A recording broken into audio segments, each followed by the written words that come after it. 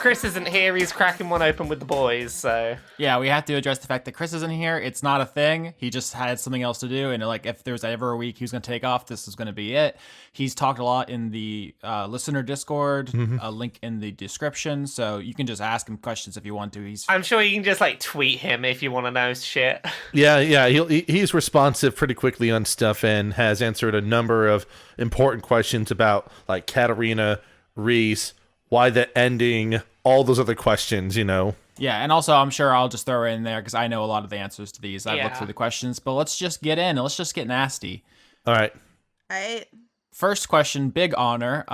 Kaji Firesun at Phoenix Roos on Twitter asks, you explicitly mentioned Shadowrun several times. Was the structure of Crown modeled after or inspired by the corporate court at all?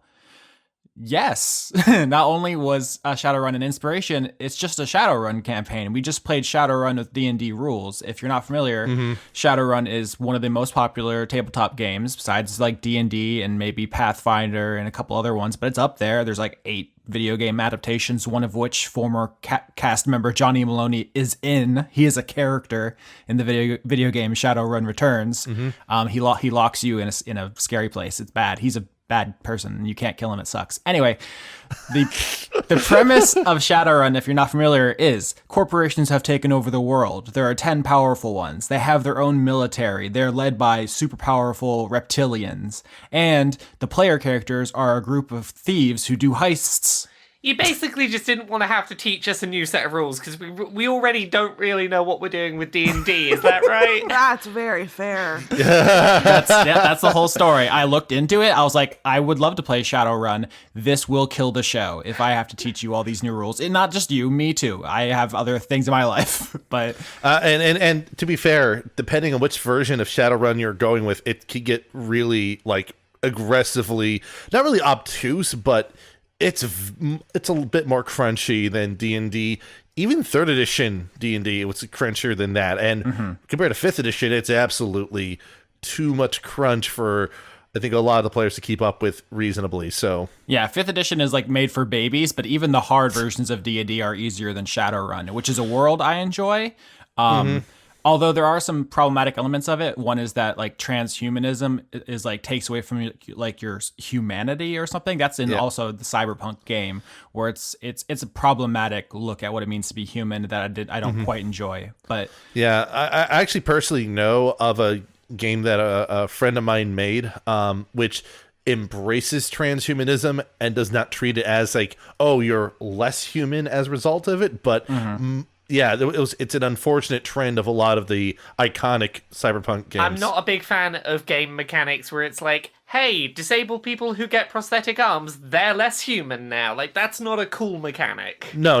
Yeah, I mean, it's partly the 80s and just their brains are bad, but also they're trying to balance, like, because why wouldn't you just make every single part of you a missile if you could? They have to take something away. See, you know what's funny? It's like, this is a little bit off topic, but this reminds me of something I read, no joke, that explained why, like, non-human races had class level caps in early editions of D&D because the contention was, well, these other races are better than humans, so we got to cripple them in some way, or else everyone would just play things that aren't human. It's like the 70s were a weird time as well when it came to design mechanics and stuff like that. So being nice wasn't invented until like the late 90s.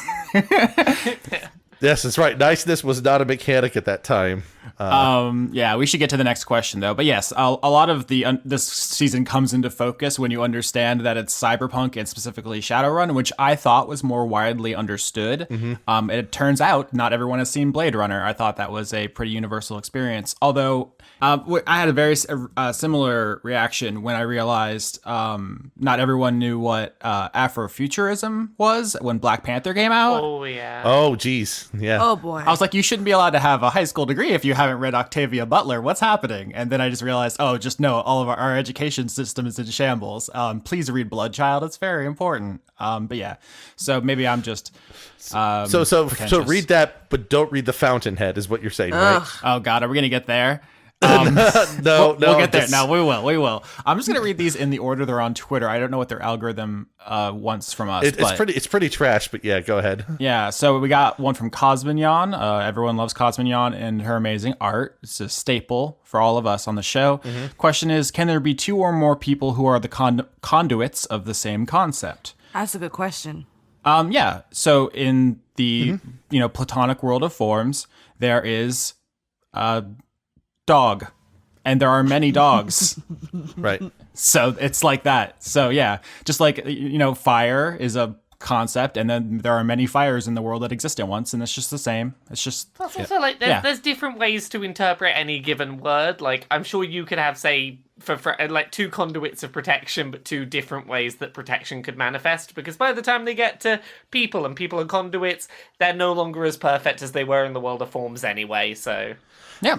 I also like to think there's almost precedent in D&D anyway for this, because if you look at how clerics work, their powers come from different their gods, but the gods are representative of different domains. And so I like to think that multiple people who are conduits of the same thing are effectively like part of the same domain, and each with their own slightly different take on what that domain means. That's sort of my take on it, though. Not only is it comparable, it's literally exactly the same. Part of the reason I picked Platonism is because it's A, very simple, and B, a thing people believed at the same time as they believed in the gods. Like these ideas not only don't conflict, they all existed at the same time and explained each other. So there was 8 war gods. Like the Greeks had a war god, the Romans had a war god, the Gauls had a war god. And the same way, there's 50 people who are probably the conduit of war, and these don't conflict. It's just the way the world works, because people have different ideas of what war is. Right. It's almost like, and I mentioned this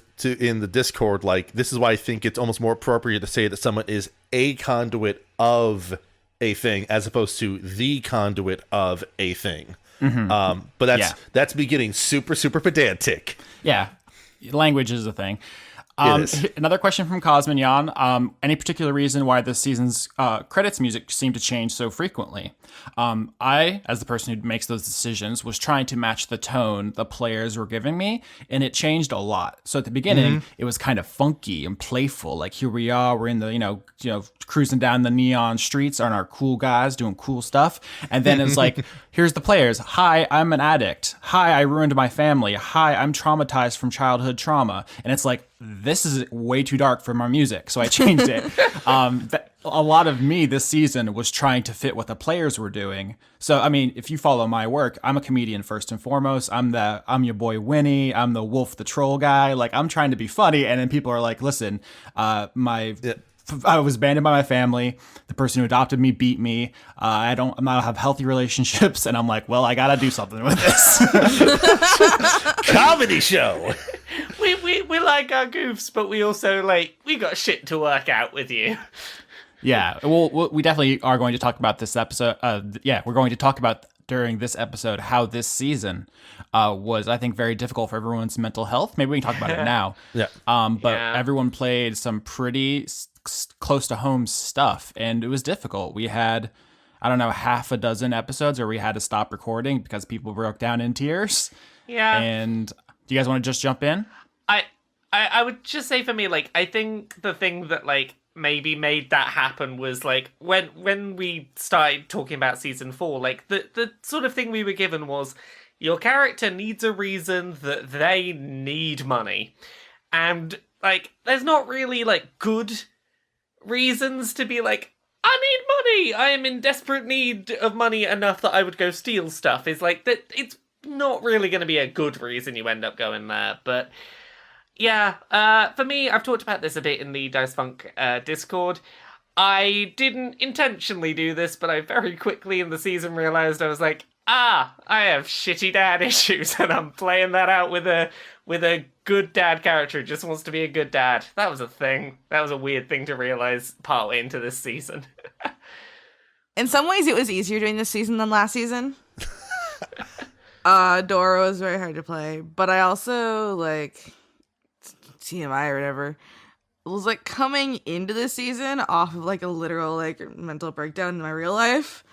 So I was definitely super withdrawn, I feel for a lot of the first half of the season, because I was just fucking depressed and shit. Yeah, in my case, this season was easier mentally because of the fact that Roland was really, really tough for me to play because of the religious stuff on it. And otherwise, it was tough because it took me a while to feel confident about Ed and eventually Ed and Mardis as an entity and playing it out and holding that secret in, because the only person who knew about Mardis up until the reveal was Austin and me, and no one else in the party knew about that. So that was all just like, I was so nervous about that playing off well. That put a lot of sort of stress on me, more so than anything else. I think a thing for me that, like, little peek behind the curtain, during the time we were recording this season, I wrote my memoir, which is, like, coming out next year, and that was a weird thing where, like, I was doing a lot of digging into feeling stuff and then recording the show, and, like, you try and keep things separate, but that doesn't always happen. Yeah. So and I can speak for Chris because we've talked about this, off camera, and he's also talked about it in the Discord. But he had to stop playing Reese because it was triggering his depression, and he was not having fun anymore because it was so powerful for him. But like, I think that's like part of why I kind of love some of the characters this season. Is like they were hard to play, but we played some really some characters that felt very real at times. Yeah. So not every season's going to be like that. We try to do something new every season, try to contrast and explore different genres, different tones, different feels. So I'm glad we did this, but I'm also glad it's not going to always be like this. I'm glad that next season I am playing like a pretty silly goofball idea. I'm ready for that. Like my last 2 seasons, I've been playing serious shit. I'm like, no, I gotta be silly. Yeah. We'll have darker seasons and we'll have lighter seasons. It's just the way it happens sometimes. Another question here from Eileen, also an incredible illustrator. Oh, this is a softball. I love it. Thank you, Eileen. Favorite heist/arc and favorite NPC? Honestly, the wrestling arc was just a lot of fun because it was interesting having a lot of stakes being established and a lot of fun little twists kind of come about in there for me. I really, really liked the man heist, where we were supposed to be heisting Luna, but instead I murdered him and also a god. Because I love killing those gods. I know you do. I'm really. I didn't. Oh, sorry. Yeah. No, I didn't come into Dice Funk expecting to kill all the gods, but it's like I started. I wanted so I to kill finish. one. I was hyped for my almost chance to kill one. I'm so sorry. I'm easy to kill with flattery. I really liked, as my favorite heist was the card game heist, because Austin was just like throwing all the shit at me around, like, yeah, I know all this stuff. I know what's going on. Yeah. For me, I think the one that took the most interesting turn was the military heist. Yeah. Because I envisioned it as kind of Lenora's signature heist. So like the card game was obviously Frank, and the wrestling arc was obviously Katarina, and the casino was obviously Ed, but this was like a party and Lenora's the DJ. And it just fucked it up. It got so wildly out of hand. We had like 3 different things happening at once, and people were fucking exploding, and they were tripping off drugs. And I opened my mouth to voice Aaron, and just this thing came out of me, and it sucked so bad that I fell in love with it. It was amazing. It also reminds me of one of the things that happens, I think, that some people have issues with, and I might even complain about during or immediately after the recording, are little bits of rules fudging that happens, but honestly, they're things that kind of make the narrative stakes more interesting. Like, for example, taking Crowd of Madness and make it apply to ranged attacks and not just melee. I mean, as written, no, but in the context, yes, right? And in conclusion, we should play Shadowrun. Have you guys heard about exploding dice? Oh, yes. Oh, I am very familiar with exploding dice. They're so fun, except when you actually have to deal with rolling them without using a framework that streamlines it for you. Yeah. Anyway. NPC though, bird for sure. Of course. He's a bear.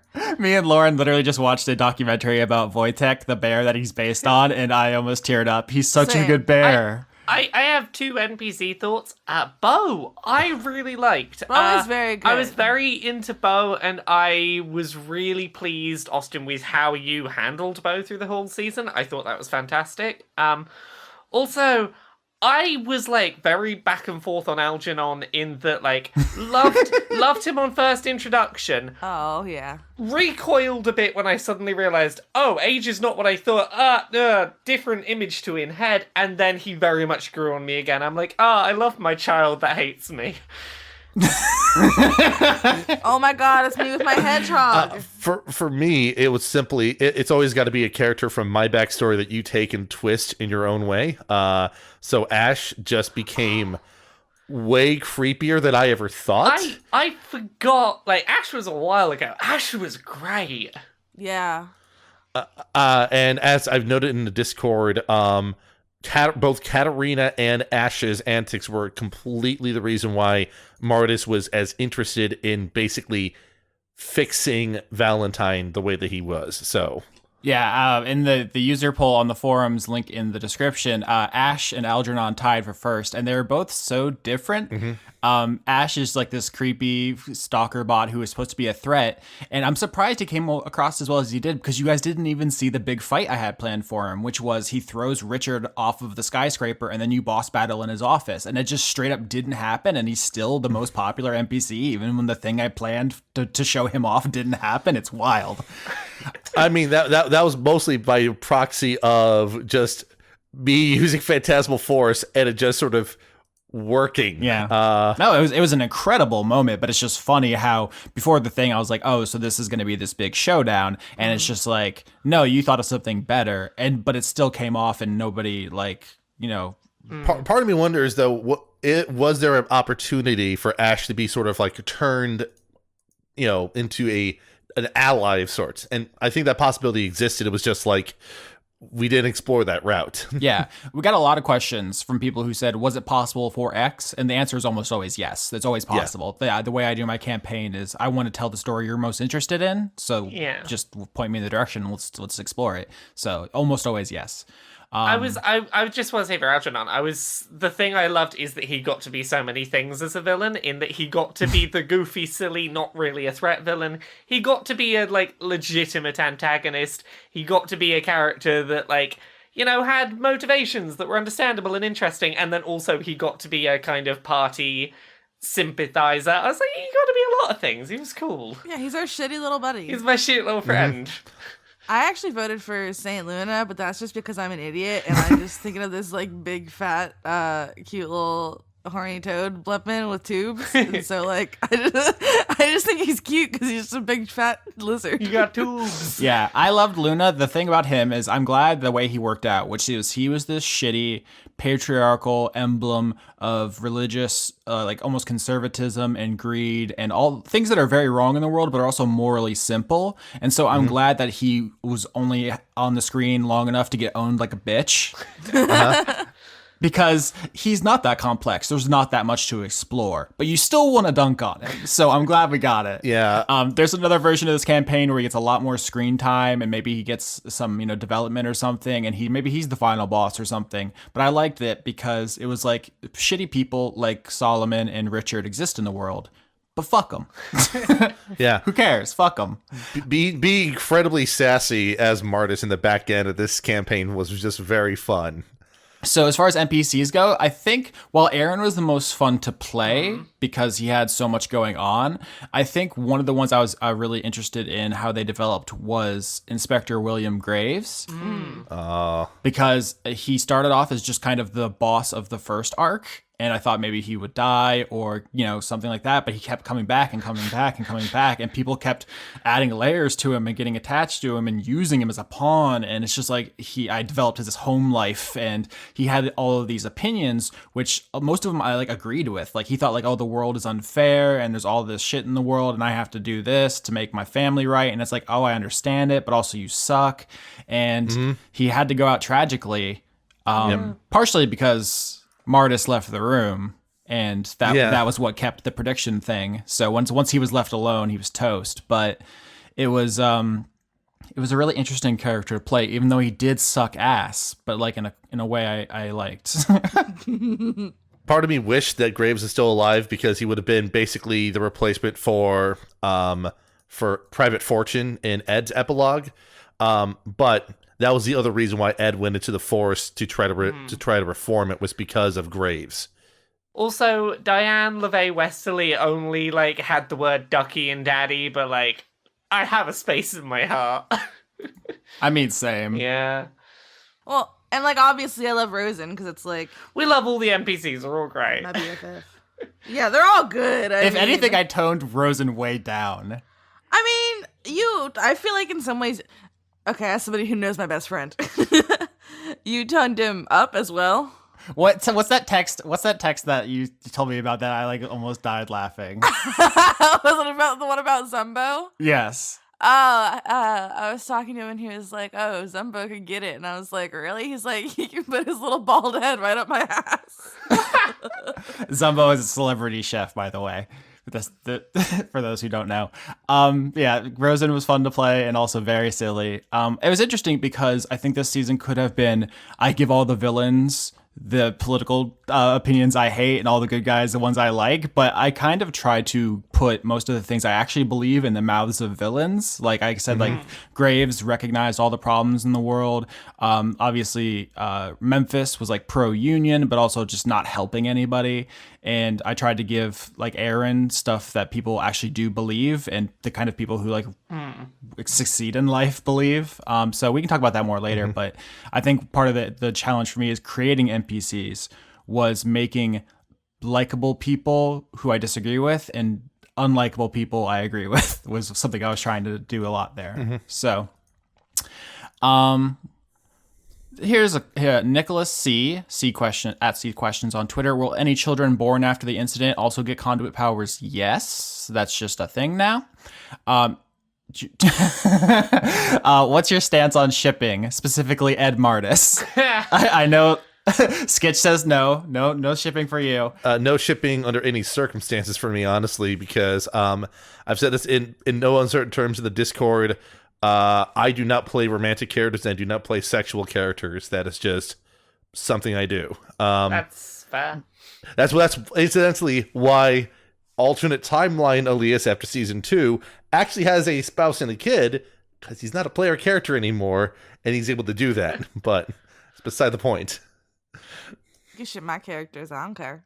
Yeah. I mean, yours. I mean, that's, you ship them yourself. Yeah, exactly. No, Yeah. like if you don't want, it's like your thing, and people should respect. I mean, they could do it. I'm not going to approve of it. And that doesn't matter. It's not approved. My case is like, if I end a season with like a pairing like set up there, I'm like, probably like ship that pair, like ship the pair that I left, like season 3, Veltari and Carrie, leave it there. Frank left that open-ended. Ship him with whichever guy you like. I set his sexuality, but you can pair him with whoever from that base point. Yeah, I think this is probably the best time to mention for those who don't know, this season was originally conceived of as having Katerina and Lenora end up together. Yes. Yeah, we had talked about that. That was the plan, and we like kind of started flirting, and then it just like got weird and fell apart. Yeah, it would have been a very bad relationship if it had worked because they were very selfish people, especially at the beginning, but it didn't even last that long. No. I did a bird instead. It was pretty good. And a snake, and we have a baby hedgehog who probably hates us. That's the problem with these characters. You're like, yeah, this is who this character's going to be. Then you start playing them. It's like, oh, that's not who you are, character. Yeah, exactly. Here's a quick one. Ebrin at Bjorti Baklov on Twitter asks, what conduits are Frank's kids? Aw. The silly answer, someone asked me about Diane, and I was like, conduit of duck bats. She's just conduit of duck bats. I don't know what powers that bestows. Let's go. Forrest is conduit of complicated dad feelings. There you go. There is Conduit of Freud. Yeah, there's the two no. totally like useless conduit powers. Yeah. Yeah, and statistically, most of them are going to be useless. So Yeah. that's just how math works. We got a lot of conduit and form questions. I'm going to try to stick to the ones that I can do pretty quickly because we've got 150,000 questions. But Celestial asks, would someone becoming the conduit of immortality allow them to overcome the effects of death's prior presence? Presumably. Yeah, that could be interesting. Thanks. I'm going to write that down. Siege at Galgiatric on Twitter asks, will everyone becoming a conduit more or less translate into celebrities becoming a new pantheon of gods? Because obviously prayer makes gods powerful. That's the whole thing with the traditional D&D pantheon and many religions is they need prayer or sacrifice for, depending on the kind of god to give them power. And if you do that with conduits, could they eventually become new gods? Maybe that my problem with that, and I don't think it's going to happen on screen, or I don't think we're actually going to explore it in the show, would just be that people don't live long enough to accumulate godlike power. Maybe yes, celebrities would be more powerful because they would get more adulation, so their conduits would manifest more strongly over their lifetime. But for gods, they accumulated that over eons, right? Right. Millennia, and that's how they got so powerful. And that's why new gods would be weaker than old gods. That's a thing people. Yeah. That's a term people throw around. The old gods. But have to come back and kill them all. Yeah. So yeah. Also, it's just dangerous for your health to become a god. Yeah. Not recommended. Not recommended. Lauren Cates at Lauren Cates on Twitter asks, could the PCs have ended up jumping straight to the Temple of Saint Luna on episode 1? If you guys had gone into the tunnels and I would have said, oh, here's what you need to dig up. And you were like, we walk in the other direction. I guess I would have said why. And then you probably wouldn't have had an answer. And then we would have sat awkwardly. And then someone would have said, let's go back and dig. I don't know how logically you could have justified it. It would have felt out of character, but it's technically possible. It just... I don't know what sense it would have made, but yeah, I can think of other campaigns. Could you just have walked to the ending straight ahead? I'm theoretically, but why would they go in that direction outside of just metagaming? This campaign wasn't Breath of the Wild, where you get out of the starting area and it's here's where the boss is. It's gonna kill you. You can go there if you want, but don't. Yeah, because killing you is not a game over screen. It's all right, I guess next season. Oh God, write a new character. Yeah, also season 3 had something very similar where you could have figured out the entire mystery if you just asked a character in the first episode, but it would have made no sense. And I would have said why do you do that? But, another question, Jade, at Jade the Thief on Twitter. What were the naming conventions used this season? So longtime listeners know that for thematic cohesion and also just to narrow the name choices, I usually use a common denominator between NPC names. Also to be a nerd. Got me. This season, it was people or things or ideas associated with secret societies, esoteric orders, and the like. So the Rosicrucianists, obviously Rosen, the Ordo Templi, I fucked that name up, Thelema, the Order of the Temple of the Golden Dawn, stuff like that. Notably not the Illuminati because they suck and are lame, but things like the Illuminati. They have a website. Can I tell you a weird naming thing that apparently it seems like you didn't intentionally do, but I think is really cool. Frank Westerly shares varying name similarities with Frank West from the Dead Rising games. Apparently, Frank West's middle name is Algernon. I think someone brought that up, and I was like, that's an incredible coincidence. Yeah, Frank Algernon West, and Frank Westerly and Algernon. As something that will be shared in the videos, I also took part in having a naming convention this season with my backstory and the characters tied. There's basically an excessive amount of time travel related naming schemes with my stuff. And people have asked, did Marty meant Mardis? I'm like, yes, it was a double reference. One to Marty McFly from Back to the Future, and the other being Mardis. The other reason why I named him Marty was that Ed's original name when he worked at the casino was Emmett, as in Dr. Emmett Brown, which was, again, another layer in just all the references. Yeah. For most part, I split up the names so that I wasn't easily Googleable. So Algernon Blackwood was a person who was in the Hermetic Order of the Golden Dawn, and so he became Algernon and Professor Blackwood. I split that name up. One time I forgot to do that, and people did figure out who the reference was, but not why. Was Diego Rivera. Yeah, I was like, that's the fucking painter. He was a painter, and he was also a member of the ancient mystical order of the Rosicrucis. Was he really?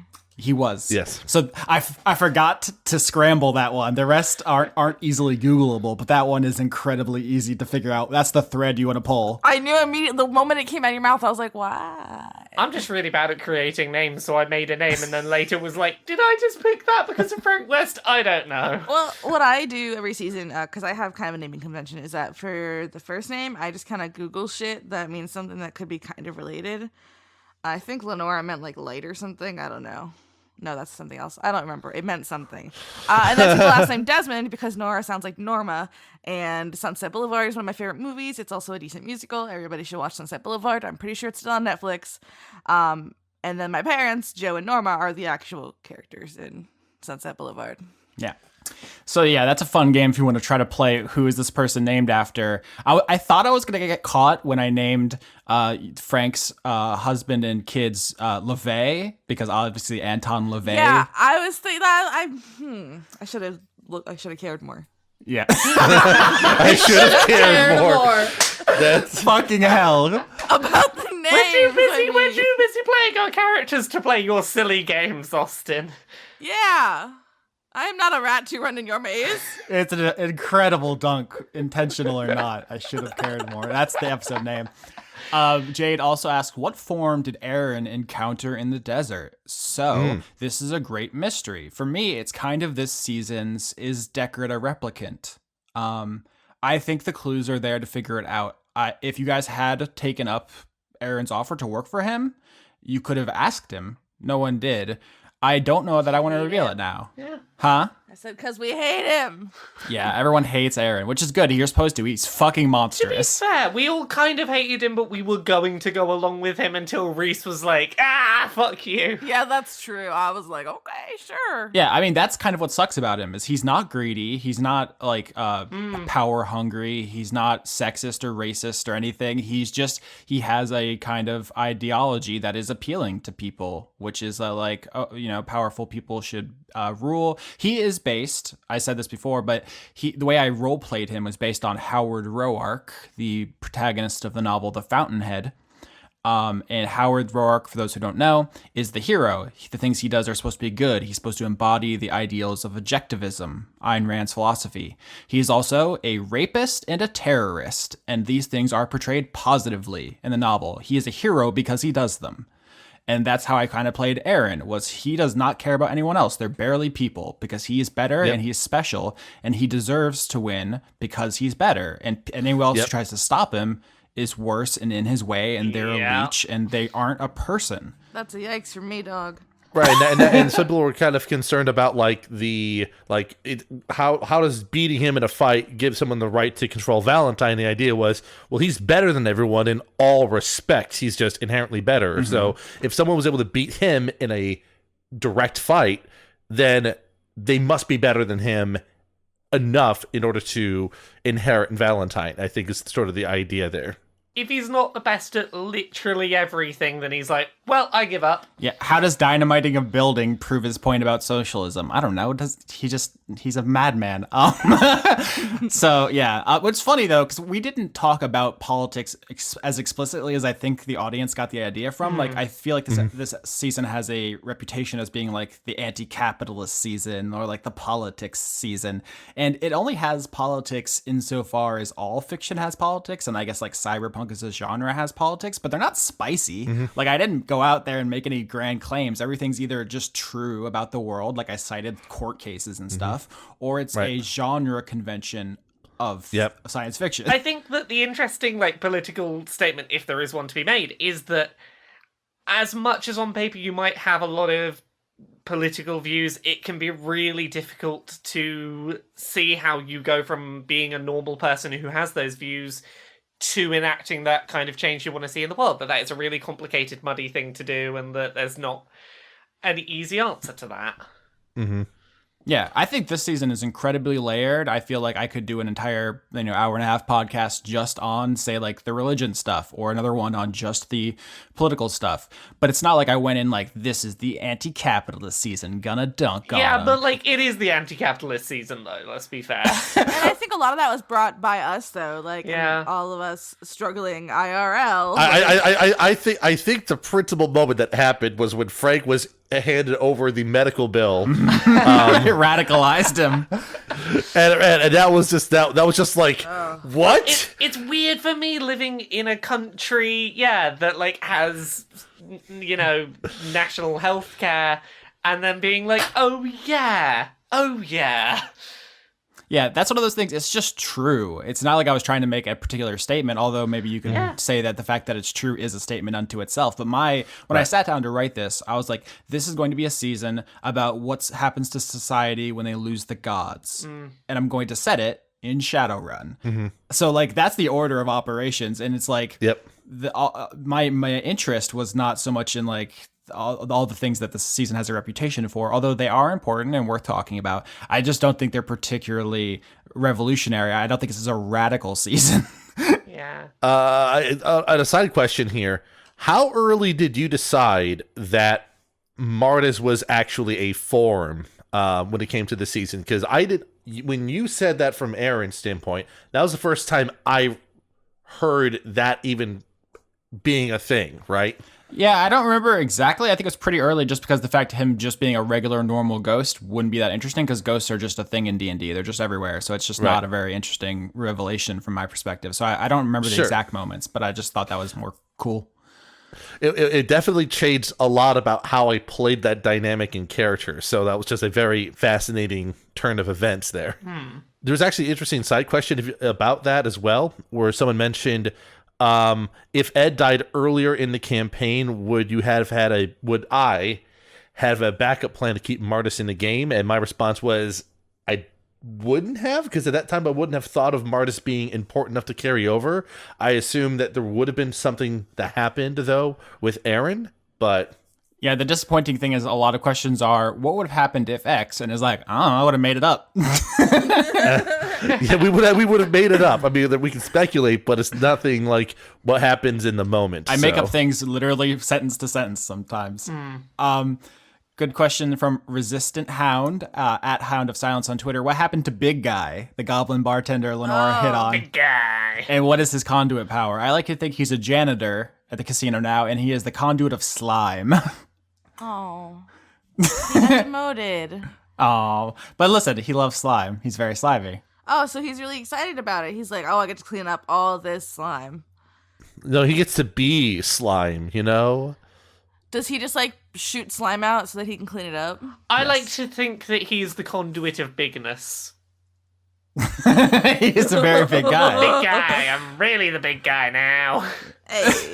I'm the biggest big guy. Here's another question at it's Tom Williams at Tom Williams 1990. At the very start of the campaign, in your head, who was the final boss? That's, I suppose, for me. It was either probably going to be Aaron or Luna. Those are the two clearest antagonists in my mind.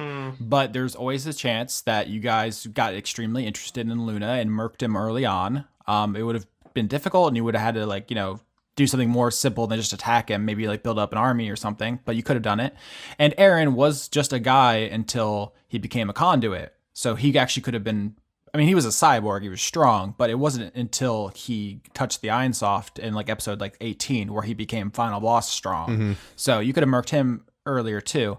So I think those are two, but it's not set in stone. We could have done a thing where Skell turned evil and it was just like a giant robot or something. That's kind of lame now that I said it out loud, but that's just a thing that could have happened. Richard was just a truly fucking evil person. Ash maybe, but yeah, I think probably those two. Any thoughts on that, guys? I would have liked to have seen our judge lady be the final boss. Because No, but I love her. I would have liked her to be the final boss purely so that we could have fought the law and then, would the law have won? I don't know. Well, we won. The Kennedy's version. It's an extremely good joke. Was she an alligator or a crocodile? Because I keep thinking of her as an alligator because I love Florida. So Justice Alistair was a crocodile because the idea in my mind was that the crocodile god in Egyptian mythology, Set. Sobek is the name of the crocodile god from Egyptian mythology. Is Set an alligator then? Man, crocodiles and alligators get me every time. They're always going to get you. Someone asked, I hope I find this question, but someone mentioned that there is a type of crocodile called the gavial, and her whole thing is gavels, so I whiffed on that, and it's true. I failed you and I apologize. That's 100% on me. I have to be better. You expect more from me. So, Sword Lesbian at Gentle Downpour asks, Laura, did you find it difficult or off-putting to play a man? It was a thing that I deliberately did as like an exercise in pushing myself. In terms of character voices, as someone that was assigned male at birth, like a lot of my usable voice range is a lot lower. And as such, I was like, here's the thing. When I started transitioning, I, for a long time, put away my stack of like masculine voices to play with because I felt very uncomfortable using them. And yeah, it's taken like 5-6 years of transition, but like I got to a point where I was like, you know what? Fuck it. I have voices that I can do with my voice that I find fun to do. I'm not gonna let the weirdness of the disconnect from my appearance like stop me from having fun with them. So it was an interesting challenge in playing someone who was not like myself. I'm not going to continue it in season 5. I'm playing a female character again. It was just an exercise in, I have a voice that I never do anything with. I'd like to push myself and try and play a character who's further away from who I am. So, yeah, I guess that's the answer. It wasn't weird. I couldn't have done it a few years ago, but I could now. Second part of that post was, in any case, amazing performance. Thank you. That voice, the place where that voice came into Dice Funk is shortly before Dice Funk Season 4 started. I'd been doing a podcast called Queer and Pleasant Strangers, where I do a lot of just like skits with various voices. And the other place that voice gets used is for a skit called The Brochal Justice Warriors, which is just a pair of gruff men who talk very wokely about social issues. So that's where that voice came from. I'm so mad because Queer and Pleasant Strangers is the best name for a podcast in literally all history, and I'll never achieve anything like that. You should all go listen to Queer and Pleasant Strangers, where me and my fiance, we my season 5 character voice also originally was a character on Queer and Pleasant Strangers called the Sherry Lady. I'm just stealing all my voices from that podcast for Dice Funk. Yeah, why not? It's a great place to workshop it. Zoe at Dalekat on Twitter, Dalek, I assume Dalekat, asks, why won't you let Sweet Rat Girl be happy?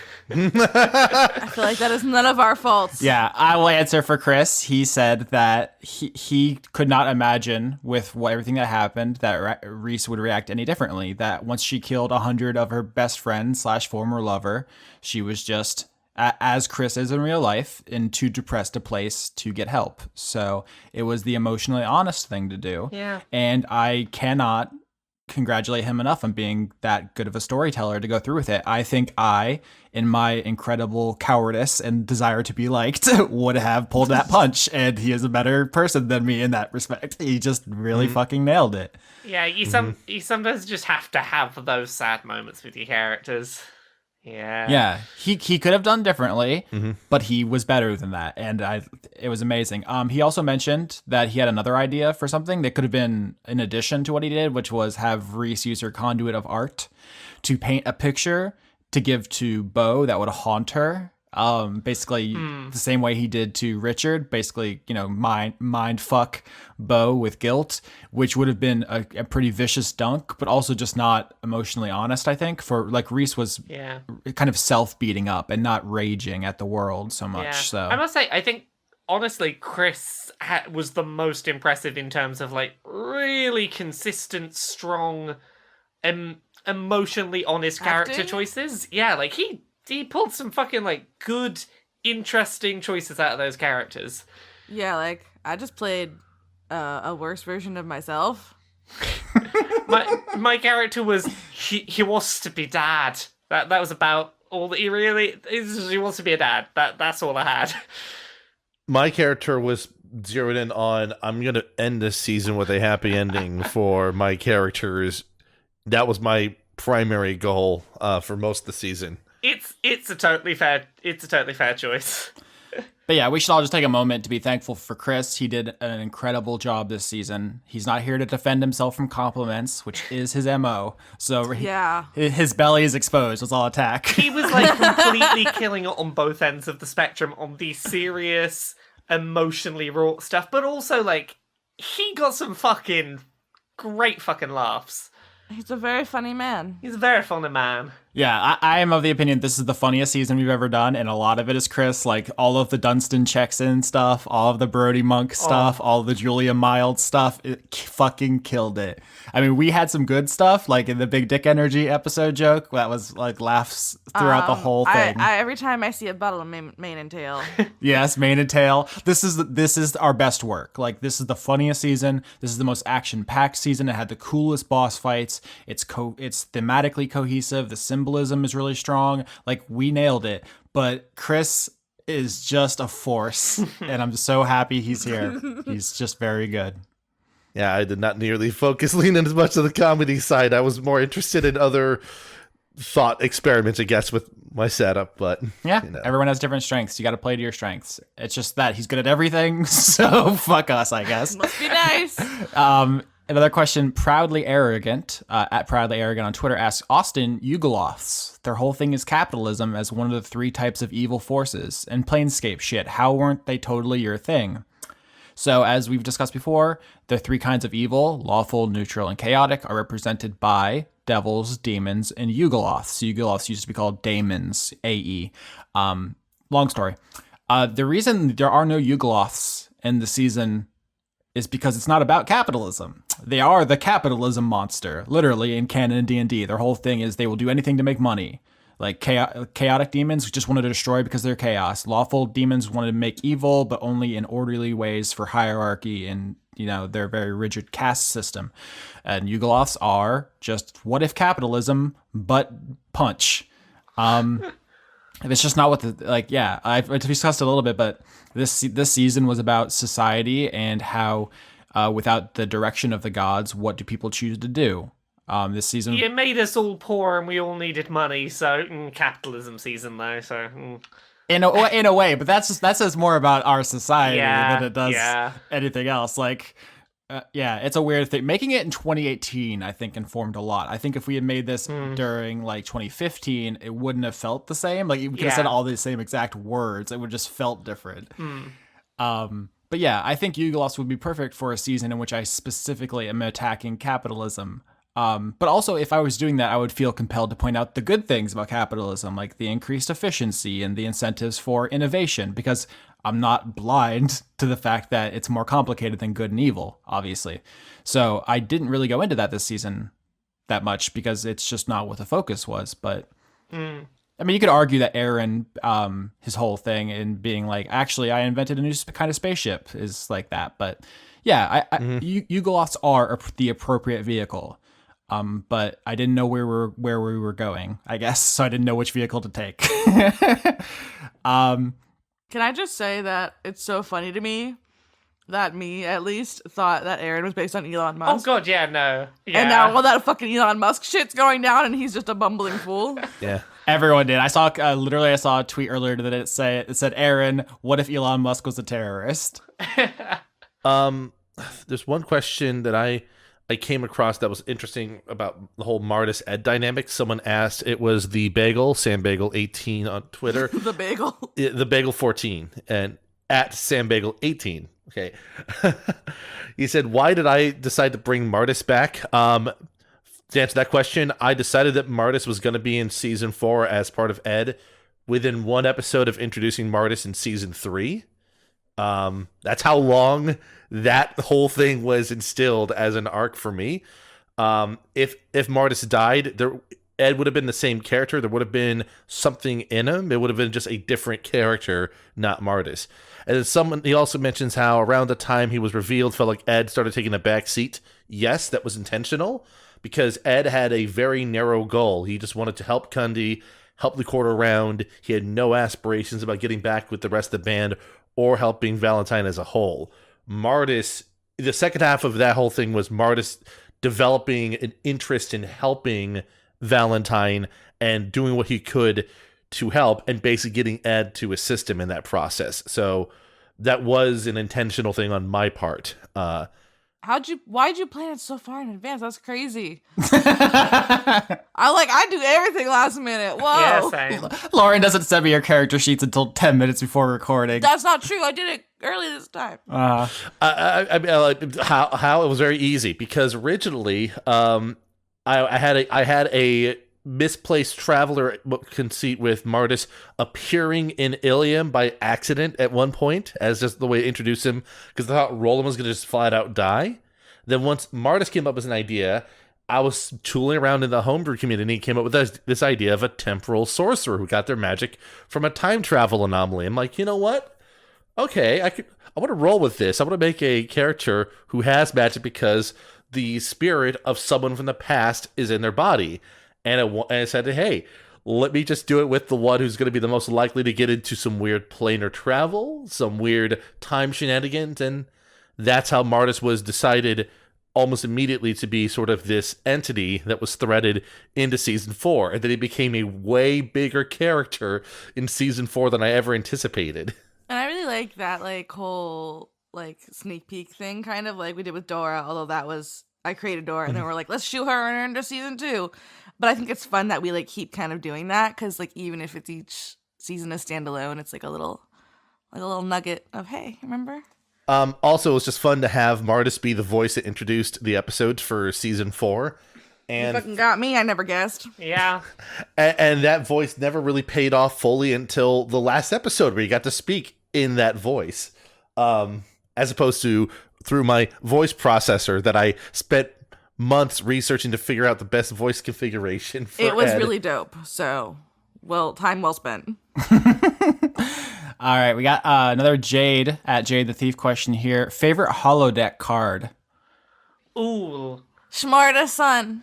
I gotta go with the hamster. He was. Oh no, the hamster's good too. I just love Florida. He was so spicy. Vitriolic Hamster's got to be just because it's just such a weird direction to take that. My favorite was Dodgy Dave's Hall of Mirrors. Oh shit, I forgot that one. Yeah, Dodgy Dave. Yeah, that didn't get used after the first couple arcs, I don't think, but that was good. I didn't use it much, but I just love that name.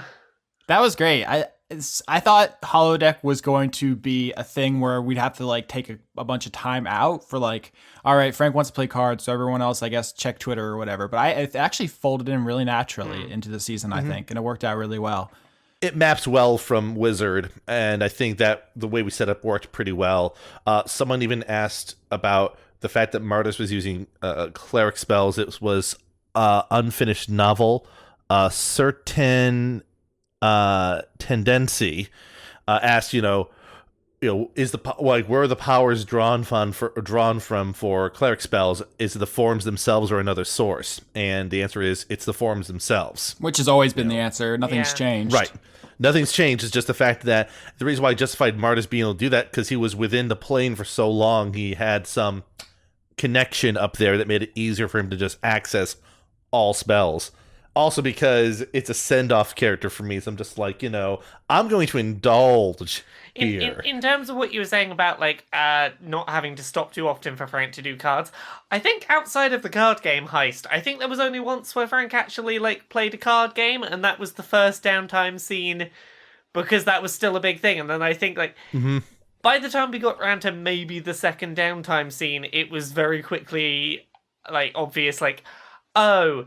Yeah, Frank needs to start his journey to pivot away from that and to learn to be a more rounded person. Mm-hmm. There was 3. There was the first time you played Algernon and lost. Yeah. There was the second time during the heist, and then there was the third time when you played him and won. Oh yeah, okay. There was another time after the heist. Yeah. Yeah. Rule of 3. Mm-hmm. That's how you do fiction. Yeah. Sneak peek from me for my book, How to Do Fiction in 3 Easy Steps. Rule of 3. Yeah. 3. Do the thing. Another Jade question. What's the secret to making every season run for exactly 38 or 39 episodes? Not only is it not planned, I have no fucking control over it. If anything, I'm actually failing because it's my desire to make every season as short as possible. It's just writing 101. Strunk and white element of styles. Omit needless words. The most important writing advice besides know your audience. Both 3-word sentences. Know your audience. Omit needless words. So I try to do as little as possible, and I keep failing in front of everyone. Well, you have people like me who would just insert extra words all over the place too, so that doesn't help. Yeah, we ruin your plans all the time. Yep, it's good. That's half the fun. Yukun at Yukun Gifts on Twitter asks, Austin, did you have a list of every NPC's conduit, or was that all improv? So no, I don't have a list or anything. For the crown people is easy because there's the 10 crowns of Corp and the 10 Sephira. So it's just that. It's just a religious thing. I didn't need to improvise anything there. And for the other NPCs, I just knew them well enough to just kind of improv it, I guess. It's not like I didn't know going in because I just knew the characters, but I don't know, it's a weird fine line between writing and improv, right? Where it's just like you write the character a little bit and then you just know everything else about them when you open your mouth. So What would Rosen's conduit be? I think relaxation. And would bird be bear itself? Well, okay, so here's a good question. Someone asked what would George's conduit be, and I didn't ask that question. George. Well, because Bird and George are not sapient. Oh, I feel like they're smart and okay. My boys. Bird is sentient. But he's not. He's not sapient. Yeah. So this is a bit of a like a nitpicky thing, and like I don't. Yeah, I'm just choosing to draw the line there. This is kind of a judgment call, but yeah, I don't know. Right. It's not like right. Marty, that bear the conduit, pet, you coward. The pet cat, like Ed's pet cat does not have is not a conduit of anything because it's not that. However, if the spell Awaken was cast upon him and his intellect was brought up to 10 and he was made fully self-aware, maybe. What would Bird's conduit be, Lauren? You get to decide. Well, I said bear itself. Just he's just the best possible bear. Yeah, he was great. Did you forget? I did not forget. Lauren Cates was the one who asked what form did George pick, so credit there. Good boy itself. The goodest of boys. So there's a lot of questions. Sega Mind just asked Chris, why, bitch?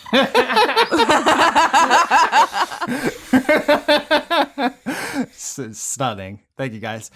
Pip Mason at Housebroken Greek asks, during the fight with Saint Luna, couldn't the god also have taken control of Rosen as he also took Equinox?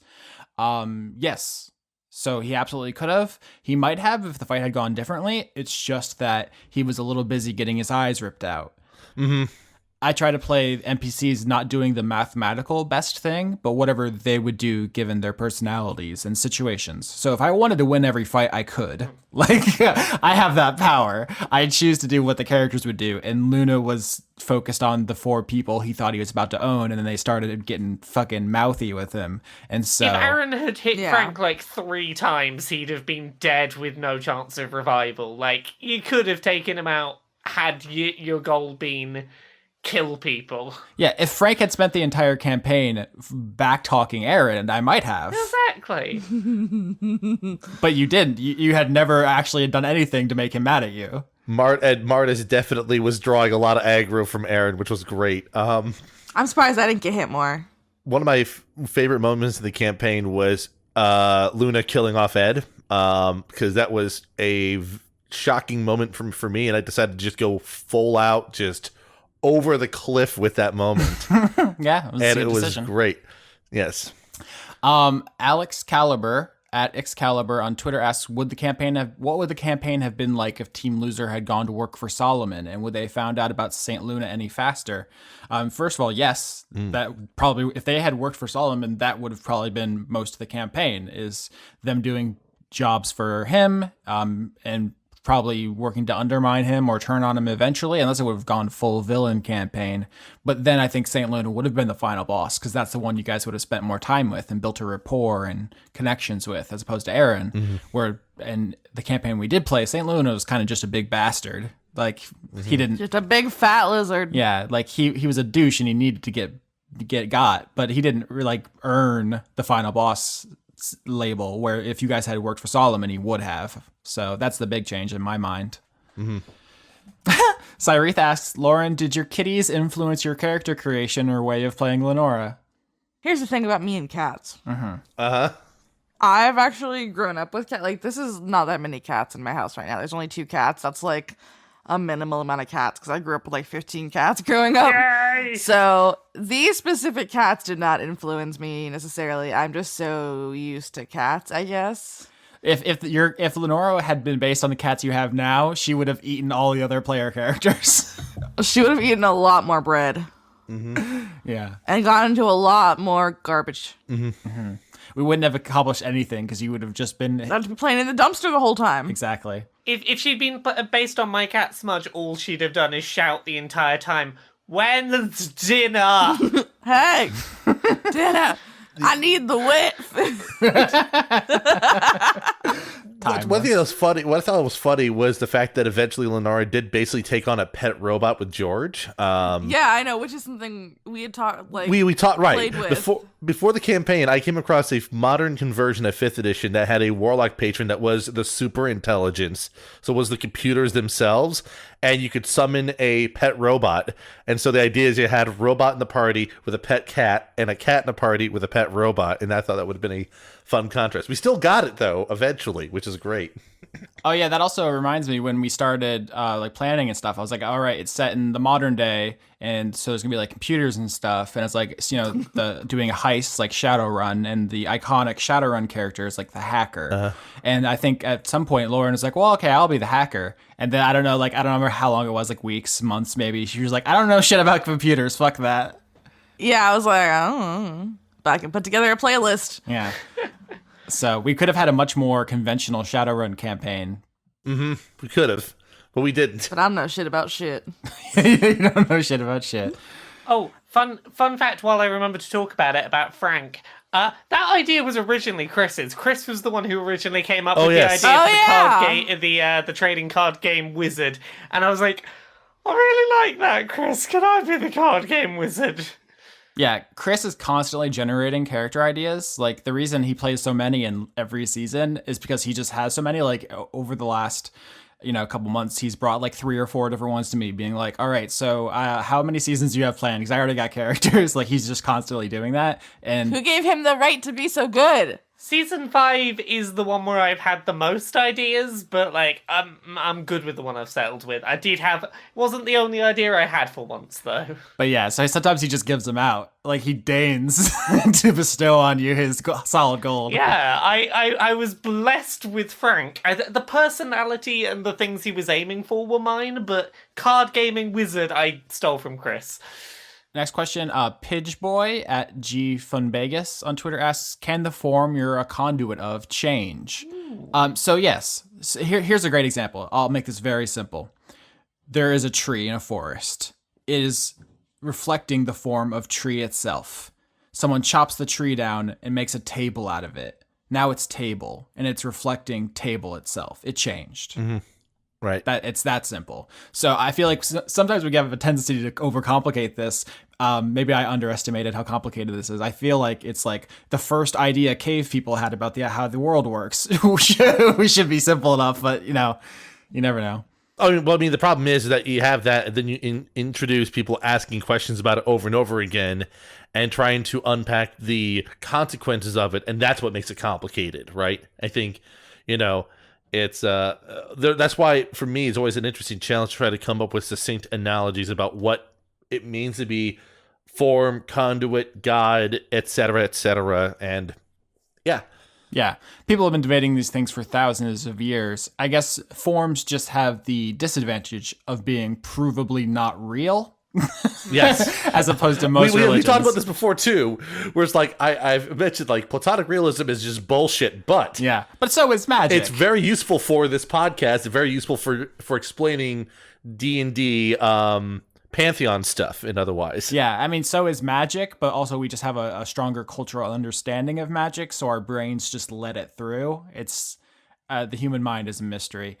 Let's see here. Here's a softball. I think we've all probably answered this off mic, but Vin Yost asks, what would your conduit forms be in the meat space? Exhaustion. In a real talk moment, my talks with my psychologist about various things, including existentialism, leads me to not view that to be a good question for me to answer. If I were to try and think of like a thing that I think, like, I can't think of a single word to describe this, but I think the thing that has defined like the last few years of my life has been compulsive overworking has been a big thing that has like permeated my life for a few years. So probably be something around that. That's a bit of a real talk answer. I don't know. Oh, I thought of one. Garbage. Hooray! Comedy podcast. Thank you. Lauren is basically a trubbish IRL. Oh, I am. No. Yeah. Yeah. Yeah, I don't know. Naps. I want to be the conduit of naps. I don't know if that's accurate, but it's what I want. Yeah. You know, I feel like the conduit of nap would be very similar to what, like, everyone's always like, what superpower would you have? I would stop time so that I could sleep whenever I wanted. And I feel like that's what the conduit of naps would be. If I can just, like, choose to have one, conduit of, like, rad parties would be cool. Energy? Can life just be a rad party? Energy would be good, just to, like, if you start feeling tired, which is always, then you just... Conduit of... just slurp up some energy. Conduit of feeling good and awake. Yeah. Let's see here. Here's a wide open one. That's another Vin Yost at Vin Yost asks, what was everyone's favorite roleplay moment in the campaign? Play of the game. I have one of, like, my favorite Frank role-playing moment, and it's the one I got a tattoo of when the season ended, was the Frank surrendering to Algernon at the end of that fight, because he didn't want to win the way that he was about to. That was a moment that I did not warn anyone about. I think I gave Austin a heads up of, like, give me a heads up when, like, the end of them, like, when he's about to lose, so that I can do a thing. But, like, it was the moment I felt like I did the most interesting thing with that character. Not because I thought it was a good choice, but because it was an impactful choice. Choosing to go forward with Plan Snitch. Mm-hmm. Because, like, I listen, I ain't no snitch. But, it felt good that it, like, changed a lot of things, and I like having an impact. It set the entire second half of the campaign off, because, like, if you didn't do that, right, then you wouldn't have had administration happen. And if administration didn't happen, then Mardis and Ed would have rolled their fucking, 32 performance to usurp power from Alistair. Yeah, no, like, everything we did at everything I did at the courthouse is, like, probably my favorite. Mm-hmm. I mean, it was just great stuff there. So, like, I mean, the courthouse might be the best moment in Dice Funk history. Oh, yeah. Just like full stop. That moment where we all used our powers in conjunction to deflect that bullet was, like, the coolest moment I've been a part of in anything. Yeah. Also, I had to fucking be very careful with my words because Austin trapped me. What? With Zone of Truth, and so I was like, oh shit. Oh yeah, that whole thing. No, the whole sequence, like every part of it was extremely good. Strategically, my best moment was getting Ash to jump out the window. Yeah. That was very cool. Just like I because the best part was just I knew you did not expect me to do that. You were not expecting me to just be like, okay, there's an open window, the image of Ed jumps out the window. What do you do? And that was a big one.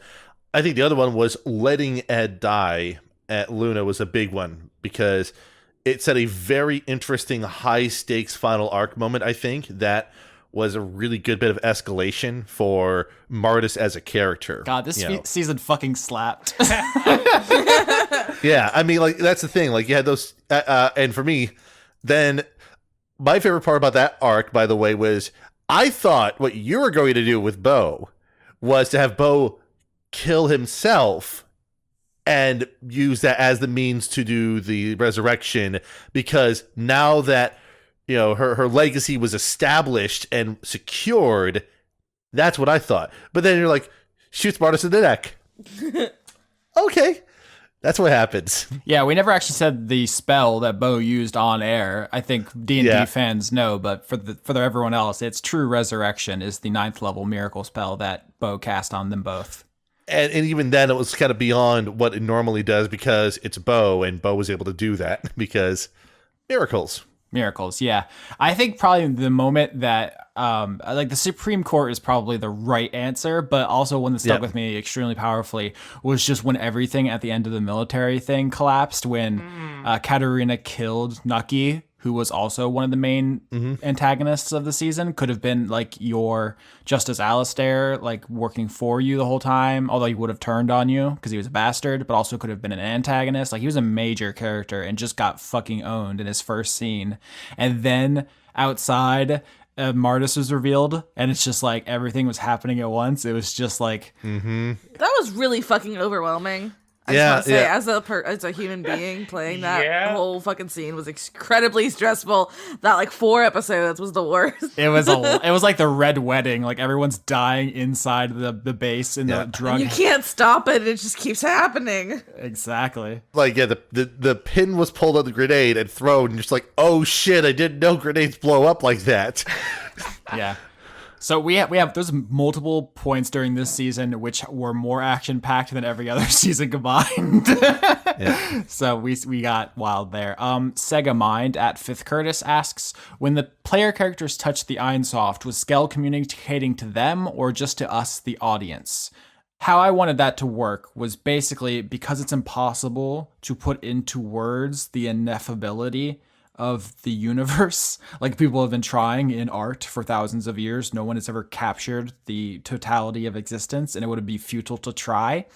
I wanted it to be more abstract, like a David Lynch film, where like someone goes into like a liminal space where physics don't apply, and someone says some weird shit. Kind of that. It's not literal. Like Skell is not telling the people that in the scene anything. He is on the internet writing his poems, and this is just us seeing one of the poems that happens to work with the themes of the scene. So we could have just stopped and said, like, Lenora checks her email and sees a poem. Here's what it says, which would have been killing the momentum and also missing an opportunity to do something artistic with the Ironsoft scenes. So in the film adaptation, they touch it and they see like I think Chris described it as like the scene in Doctor Strange where his hands grow hands, grow hands, grow hands, like that. And you're seeing that, but you're hearing poetry.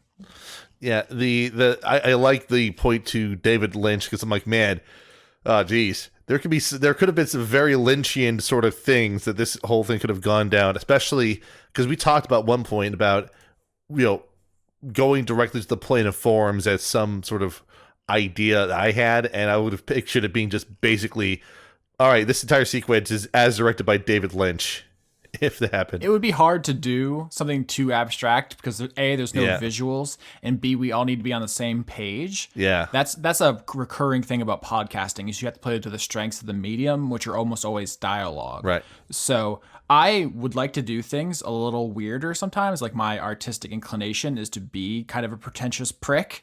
But since this is a collaborative effort and you guys on the show need to know what the fuck I'm talking about, sometimes I will just say stuff that normally I would leave as subtext. Which sometimes people say, like, Austin, you're being so ham-fisted. And it's like, if I don't say it, they won't know it, and then they can't react to it. Like, we're doing this together. Hey, sometimes I know it.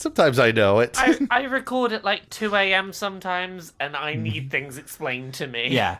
So you have to be aware of the medium you're using. This is a collaborative podcast, so it needs to be collaborative, and it needs to be words. So sometimes we have to make decisions that wouldn't be the same if I was making a novel by myself or making a film with hundreds of people.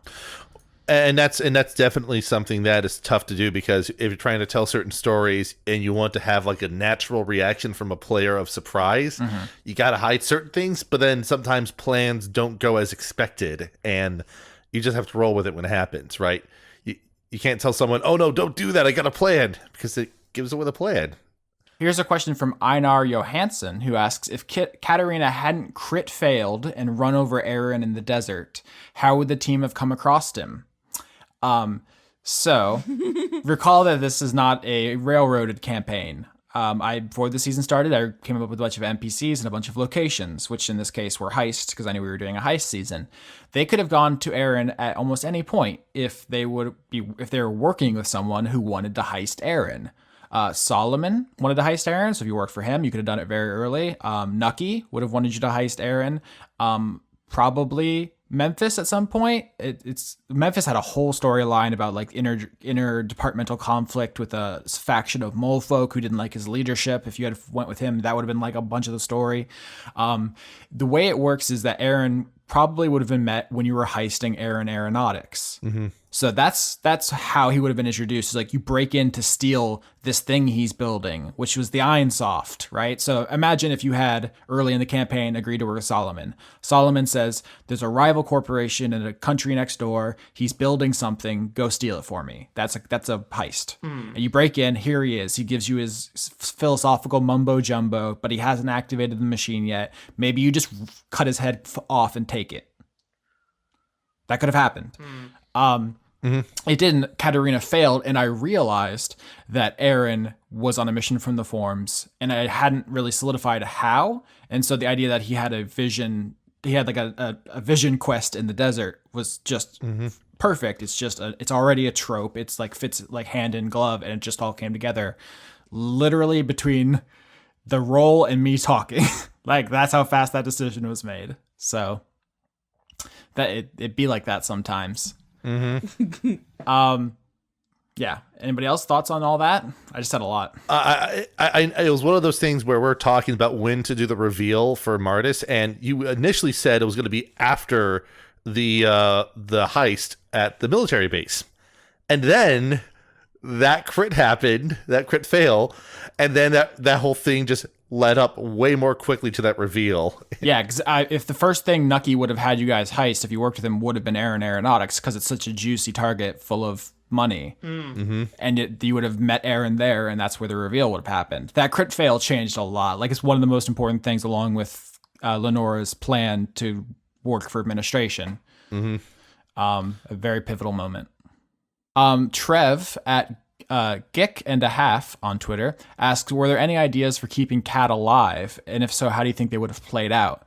So when Kat got her arm blown off, my immediate reaction was, all right, so she's going to go get a robo arm and come back as the Winter Soldier. Obviously, that's how this works. Right. And Chris said, Katerina's story's done. He said, I don't have anything else to say about her.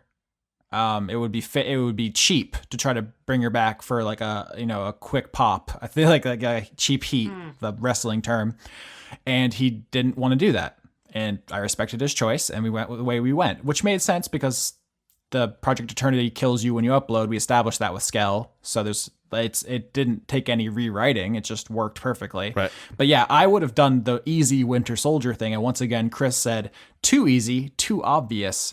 What a mind. What the fuck, Chris? Yeah. So there was an idea for keeping Kat alive. It was the obvious cowardly choice that I would have made, and it was vetoed by the player, who made a strong choice, and I loved it. Chris just continues to show us all up. Yeah. No, my self-esteem isn't in the gutter.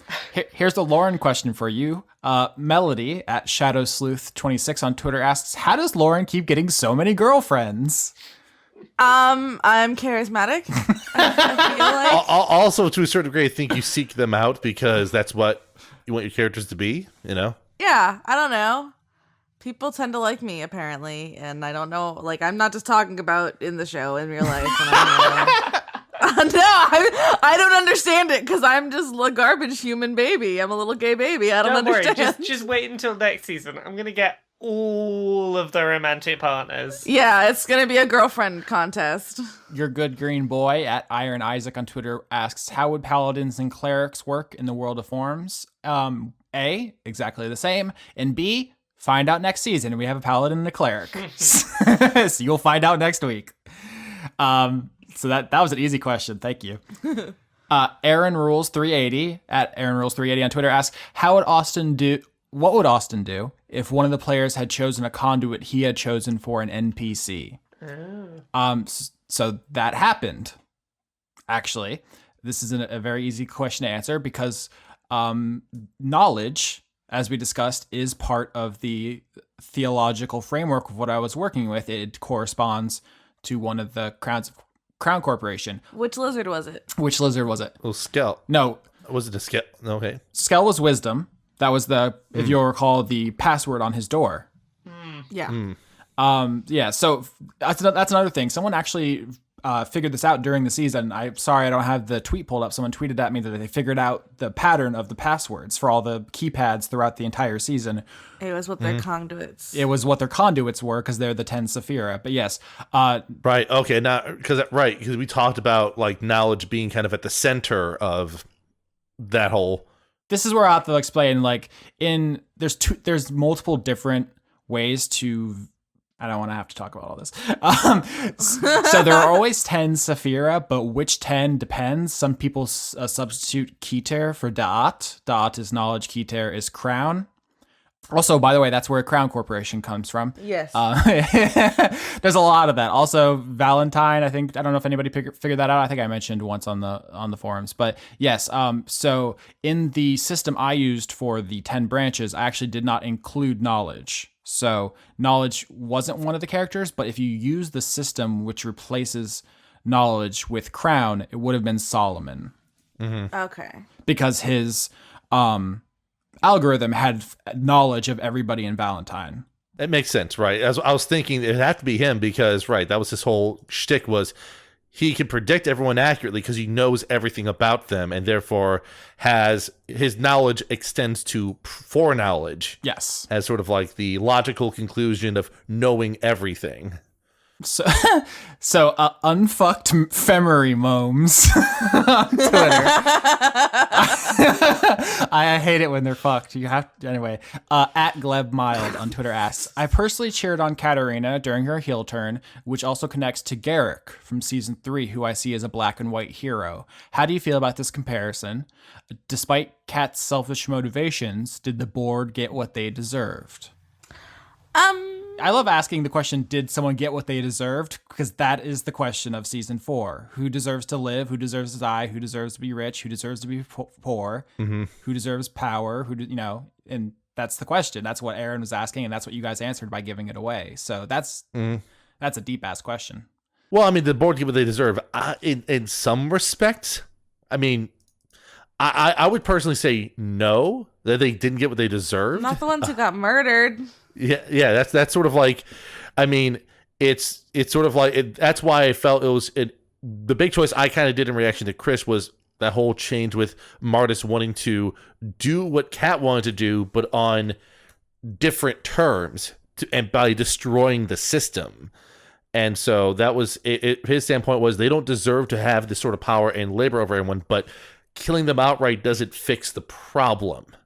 I feel like some people might say that's hypocritical of us because we killed a lot of people. Yeah, you said you don't think the board's members who died got what they deserved, but you killed one of them. So what are you talking about, Lauren? not the ones who are murdered by Katarina. No. I mean, I'll flat out say that Heller did not get what he deserved at all. Yeah, I mean, he did not deserve to die. It was more of a matter of he's a threat to Katarina. I'm going to try to protect her because she is, and then Ed got the last hit on him and killed him, and that was how that played out. And here's the thing: if we're all if we were IRL in a fight with our friends, it was kill this billionaire or let your friends die. We as humans, are we gonna let the bill? You know what I'm saying? It's the fucking trolley shit. Right. It's sort of like it was definitely not something that he wanted / liked, but that's what happened. But I don't think it's internally consistent to be like they didn't deserve, even though they didn't deserve it. And that's if you asked in an isolated vacuum, does this deserve to happen to this character outside of the moment? The answers might be different to what happened because choices are complicated and messy, and dice rolls add randomization, and we just kind of roll with what happens, whether it's what we as players would necessarily think is the morally right thing or not. It's just kind of how it goes sometimes. Also, to answer the question about comparing Katarina to Garrick, a antagonist from season 3 who went around killing people he thought were bad, Garrick did believe that. He was, like you said, black and white. I don't know if I call him a hero, maybe an anti-hero, more of a Punisher figure. Yeah. He was trying to be the Punisher. Yeah. Katarina just killed people because they threatened her, and she was like, oh, if this is the game, then fuck it. I'll win. Right. Yeah, I feel like Garrick is a much more sympathetic. Yeah, I did kill Garrick, but I was playing a bad character. So Yeah, Katarina's more developed, and we like her more because we know more about her. But she's a pretty objectively worse person. In hindsight, like, I apologized to a character in season 3 for Garrick's death because it's like I get why certain people would look at him and go, "You were the hero in what you did." Right. Yeah, I mean, you can still argue that you shouldn't kill people just because they're bad. Like, that was part of that season's whole question. But Right. Oh yeah. I mean, yeah. We talked justice in that season. That was the justice season. yeah. A friend of mine at work asked if I knew about restorative justice. I'm like, I do. I do. Yeah. I just went hard at Katarina. Let me say, as someone with the abusive father background trait, that I don't actually think she's irredeemable. I think obviously there's a lot of complication and nuance there. And actually, I tried to bring that out with Richard and Algernon, their relationship too, to contrast, and also with Frank, who is a dad. So there's actually a lot of dad in this season. It's like almost a motif, the fatherhood and how it can be a corrupting or bolstering influence, good and bad, why you do it. Frank was selfish about why he wanted to help his kids, and then he learned to be selfless, and like that's a through line. It's very important. And Katarina could have gone either way. Chris said like if people had been more supportive, if they had been more open, if they talked to her, she could have been a hero, and they didn't. I still feel like Frank's attempt to push selfish dad motives onto Kat was like, yeah, that did not help with how Kat viewed the party, because yeah, he was going about that for the wrong reasons, the wrong ways. One of the things I also felt was kind of an interesting parallel was the difference between Ed and Reese with respect to how they coped with traumatic situations. The big difference being that Ed was fortunate enough to be in a very supportive environment for a long period of time to deal with that stress and be able to work past it, whereas Reese just didn't. Her introduction to the whole thing was Graves just pulls her out, throws away her meds. It's like, you're coming with me. Yeah. Chris tends to play like self-destructive characters who actually need all the party to come together and be like, you know how that JRPG trope where they're like, we all support you, right, we'll give you our energy. It's the end of a Persona game. The thing for Reese was obviously like the rest of the party chose to be there. Like, even if they wanted to get out and couldn't, like, they all started like, let's do a thing. And there was a certain degree of, well, it's partly my fault that I'm here. And that was never a thing that Reese had. Reese was like, no, I never asked for this, and I have the guilt, and yeah, that definitely didn't help. Here's a quick one. Locobo, at Locobo4 on Twitter, asks, what if Kat killed all the heads of Crown? That was an absolutely foreseeable win condition. It was for all 4 of you guys to go, okay, let's go stop at the guillotine store, and it's set up a little guillotine station, and then start doing the deed. Like the French Revolution this year. You absolutely could have. I think I joked with Lauren during one of the credits recording that I thought this was going to be the Les Miserables season, because part of me thinks when you say, all right, this is a world and they have a tyrannical government, what do? D&D characters are like, let's go kill them. Like, that's just a D&D reaction to the situation. But when you change kingdom and king to like country and corporation, the brain, I don't know what it is. The 2018 brain don't know what to do with that. I still thought we were going Les Mis season up until quite late. Like, when we were doing the whole superhero thing and trying to get the people on our side, I legitimately thought where the season was going to end was us, like, storming on the remaining heads of Crown with the people singing, like, do you hear the people sing? Mm-hmm.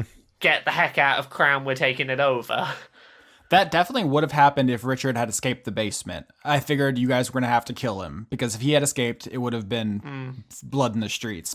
See, I had no plan to kill him. I was just going to beat him up a little bit. You think you would have let that go? Yeah, like beat him up a little bit, and then what happens after that, right? No, if he left that basement, your friends would have been in danger. Yeah, and like for me, this was like the me being selfish kind of angle, where Ed being selfish was like, he could not allow something to happen that would put Kundi at risk. The people that he's lived with over the past several years. He did not want to be a burden to anyone, and he did not want to do anything but help. And so if it went to revolution, like full out revolution, that would have been oh shit, I got to do something now to help my quote unquote family of sorts and keep them safe. So that was definitely a rationale for the whole, let's do this in a subversive manner. Let's do this in a little bit of subterfuge and have the rug pulled out under Alistair via phone call dunking, you know? That was such a sweet dunk. That was Jordan-esque. I'm so thankful that you allowed that seed to pay off that way, which was great.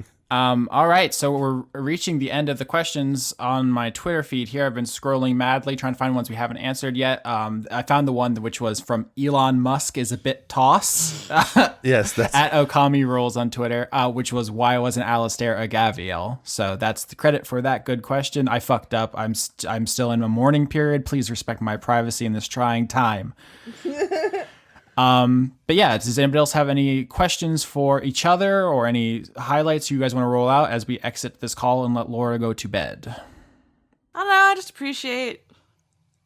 Yeah, y'all. This is, as ever, just a really hecking interesting show to do that, like, it's one of the most satisfying bits of work I get to work on. Like, I'm constantly really proud of how Dice Funk turns out as a thing. Big, huge thanks to Skitch, because you have been an amazing part of this show the last couple of seasons I've been on, and it's gonna be weird doing a season without you. Yeah. Mm-hmm. We came on together, and it's like gonna be weird. Who's gonna play Mardis next season? Who's gonna explain all the rules to us? Well, actually, yeah, it's gonna be Skitch. Skitch has already agreed to help with my cheat sheet for next season, because I don't know the fucking rules to this game. The amount of work I've done for stuff for this show, I think, is easily, I mean, it's second to Austin because he does the editing, but the amount of stuff that I've put myself into for this is hard to cleanly state, if only because it's just like I do a lot of research on various things for the characters. I took on the mantle of doing the YouTube videos, which as we're recording this, I'm already working on other videos for the channel in terms of getting other seasons uploaded. Skitch is like constantly available for when we we need help. Do with a Skitch help fix thing, please. Getting back in later on is going to be something I'm definitely interested in. And you know, that's what I get for caring too damn much about playing D&D. Yeah. But like, other than that, like my only thoughts about the season I want to share was like this. I kind of said this earlier in this questions episode. This was I deliberately like pushed myself to do a very different character this season to Beltarian season 3. Definitely found Frank a more difficult character to play. I found him a more difficult character to get that arc and that sort of balance between the comedy and the serious. It was a bit more difficult. I'm looking forward to doing something a bit sillier next time, where I have less like, here is the sad at the start of the story for my character. But yeah, it's been a wild ride. Thank you everyone on this call and everyone who listened for just like letting this be a story I got to be a part of telling. It's been great. Yeah, and I know like my arc isn't like the most grandiose, but I really appreciate the people who I've seen like say that they appreciate what I've done, because it is very close to my heart. Even if it's not exciting, it's been kind of weird to like hash out. Lenora is the character this season that I would most like legitimately want to be IRL best friends with. Well, it's like Lenora is genuinely a big chunk of. She's like a worse, like if I was a shittier person, believe it or not.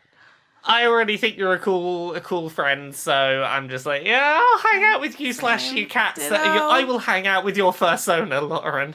Right? OC, do not steal.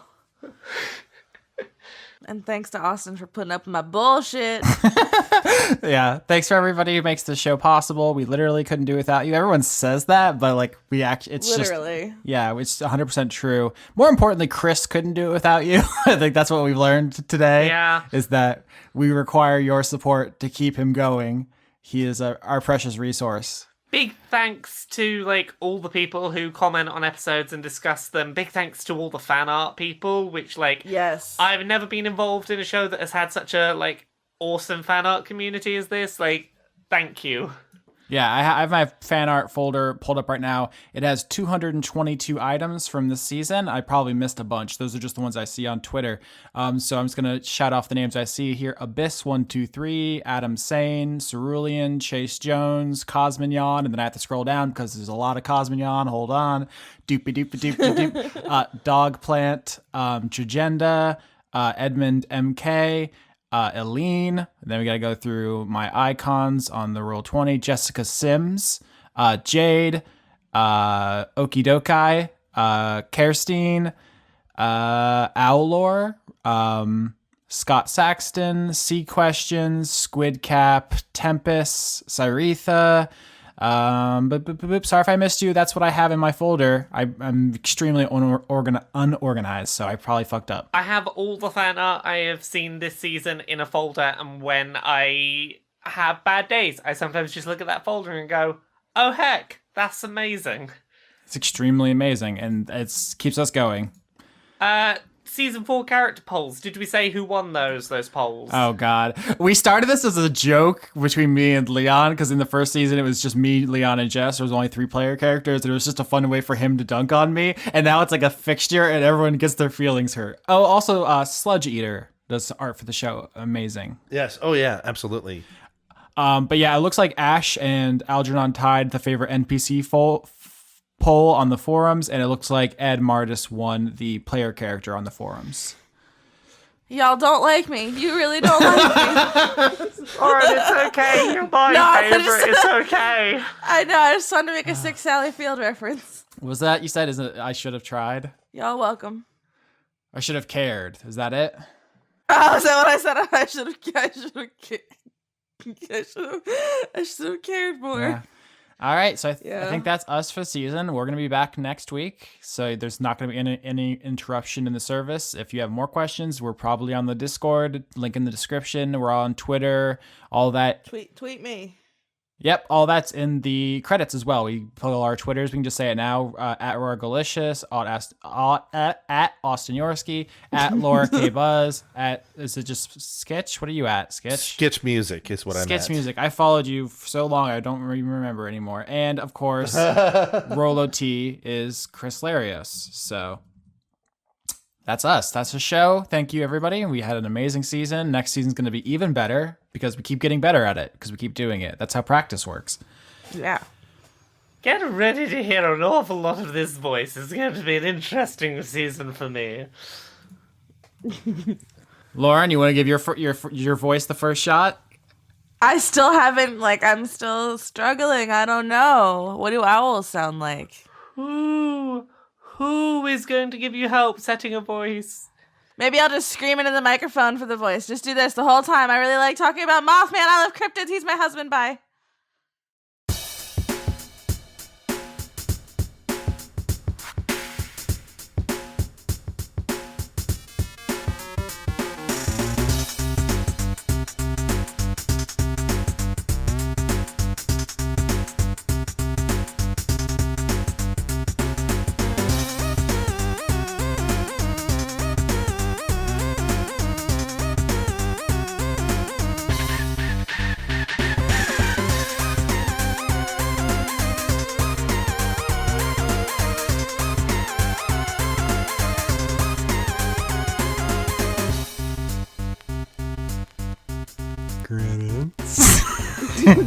How is that better than you got any credits? I do have credits, Lauren. Thank you for asking.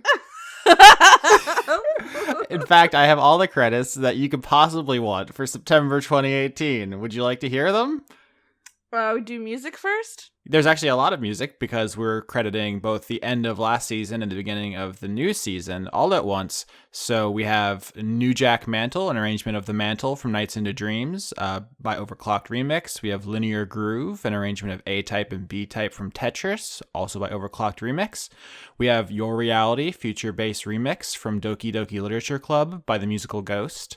We have Morning Thinker, an arrangement of Thinker from Armored Core 4 by Overclocked Remix, and The Sound of the Galaxy, an arrangement of Freedom's Progress from Mass Effect by Overclocked Remix.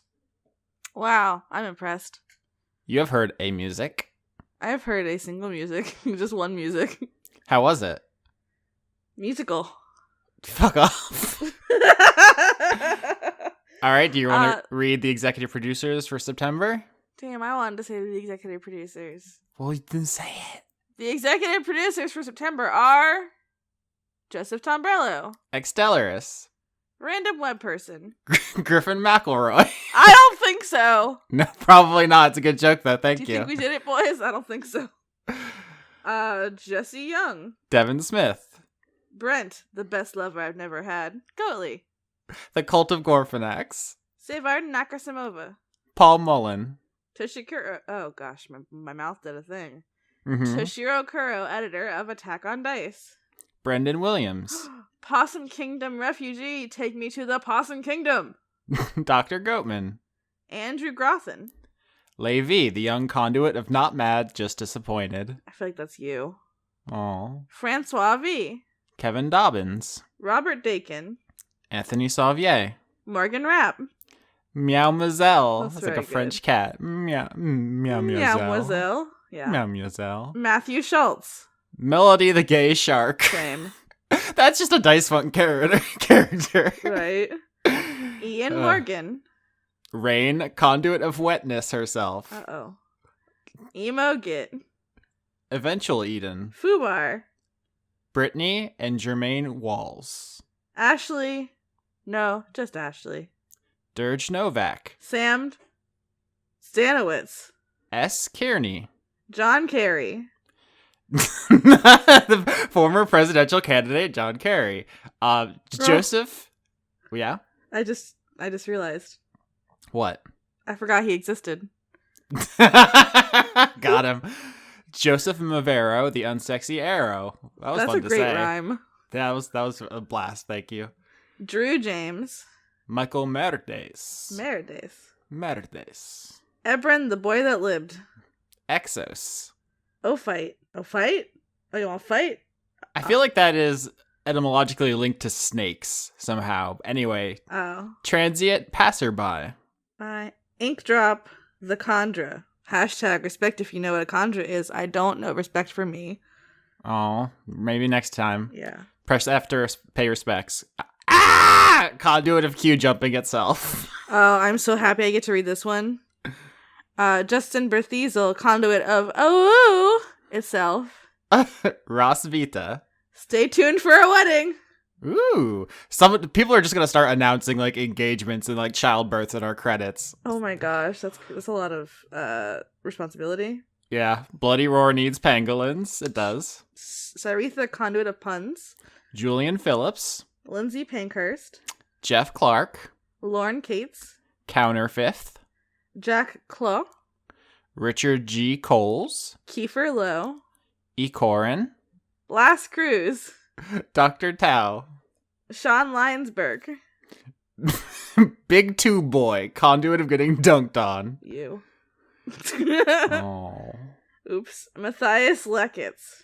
Janiac, form of candy flipping in a bouncy castle and giggling like and then it cuts off. That's pretty good. Flew too close to the sun on that one. Harley Astor. Primordial Orc. Andrew Fallu, conduit of mediocrity itself, as always. Same. Puck. Butcher my name, Nicolopolis. Okay, I'll leave the audience to decide how that was spelled. Dice Funk Season 5, Funkzilla's Revenge. Oh, they've spoiled it now. Joaquin Gronig. Jerry, conduit of shipping, and apparently that also makes me a god. Uh-oh!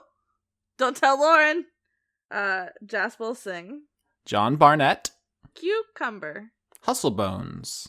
Killer Cotton Shizno. Nicholas Dominic. Isaac Aravallo. Yam! Anna Michael. Andrew Birmingham. Douglas Williamson. The Most Wise Guru. Z 2361.9. Quench the Void. Vizzy Huggles, conduit of the same river twice. J. Logan, conduit of queerness itself. The cast of Dungeons the Gathering. Notorious Stoltz. Victoria Melito. Scotty Vilhard. Aline. Mazjin. Criterion. Einar Johansson. Carter Rayner. Major Tam. Matthew B. Hare. Jorgen, conduit of name butchering Winewick Ford. I read a Zandra light novel and he effed into a patron? Transformed, I believe. Transformed. Okay. they got it into the word count, so... They did. I'm impressed but confused. It's a reference to the way light novel titles are written. Oh, okay. Sure. Razumi Yazura. Albert West. Ken Fursel. Eleanor Nonante sees Periton. Scott Cummings. Starlight Glimmer did nothing wrong. Jewman Jack. Mel Tish. Arshan de Koning. Grimlock. John Potts. Noah Sudret. Ziphosaurus. Elderly Goose. Salad Child. Seraph Stone. Caster UK. Elderly Goose. You just went no. I got lost and I got really excited about the goose. Just jump back 5 to yell I at just the wanted to goose. spew about a goose. Oh god. Okay, so I'm at Aki Savalainen. The Paladin's wife. Florian H. Charm Wilkie, conduit of introversion itself. Is that you? Sometimes. Junk 2.0. The Hadsels. Melissa Nielsen. Dawn. Reynard, the conduit of being stoned. I will fight you on that one, Reynard. Britt Holcomb. Artemis BJJ. Brazilian Jiu-Jitsu in Bristol. Shyness. Dennis Pancake Detlefson. Miko from Finland. Dennis Bankston. Josh Mosier. Indigo Vandane. Allison the Purple. Sydney Marsing. Just a Jester. Brady Warner. Kitty Foe. James Neely. Marissa Donaldson. M. Joe. Lana Seawolf. Toby Gleason Stack. Matthew Weber. How do you change your name to make it a joke? Somebody tell him. He did it, though. Oh, I guess so. That's a good joke. Cameron Abbots. All right, Dylan. Anna. Sean, the host of Funk Dunk Plays. Harrison Andrew. Christopher Charlow. Vagar Arnston. Cody Jackson. August Rue. The Unitarian Universalist Congregation of Marietta, Georgia. Luke Powers. I'm just imagining a whole church listening to this and then like bursting out in applause. Hedron Master. Erwan Lilagadek. Michael Hall. Ingamar Grimon. We did it. You can say that. Well, technically, sounds came out of our mouths. Yes, we did make sounds. Uh-huh. I love to make a sound. They're very good. I can't believe we just finished the season and now we're on a whole new season. It never stops. Life just comes at you. You know what they say? Time keeps on slipping. They say the days start coming and they don't stop coming. And I gotta tell you, it's very accurate. Oh, gosh. How fucking dope would it be, though, if Griffin McElroy was actually, like... You want a rematch, Griffin? I beat you in Bloodborne, bitch. I hope he is listening now. No, he's gonna be mad at me. People on our show. Yeah, Twitters and stuff. We have people, and then you gotta follow their stuff. I'm Margalicious. I'm garbage. Sorry. I'm at patreon.com/Austin Yorsky if you want to support me. Chris is at patreon.com/weekly manga recap. Laura is at kotaku.co.uk. Also, Laura K. Buzz everywhere. Chris is Rolo T on Twitter. Are you even listening? Are you writing this down? You have to take notes. Why am I even saying this? Yeah, what he said. Conrad Zimmerman on Twitter. Everywhere. Follow stuff. God. Sketch.bandcamp.sketch.com. .sketch.bandcamp.sketch.bandcamp. .com. .bandcamp. / Bandcamp. Sketch. /sketch. He's gonna murder us. There needs to be a supercut of every time we've tried to say that URL on the various credits. Right. Thanks to all the animals. Apparently there's some new cats joining the background. Conrad's cats. We'll have to get him to talk about his cats on air sometime. We'll have to trick him into talking about his cats. Zelda's asleep very high up. Anna's probably foraging in the garbage. Smudge is Laura's cat, probably being really good because she's not a Gorblin. Scotia, Chris's dog. She barks sometimes. There's a dog that lives across the street from Austin. That's a good dog. .skitch.com .skitch.bandcamp /camp /band .band /skitch.com /music. I'm escaping to the one place that hasn't been corrupted by capitalism. Space!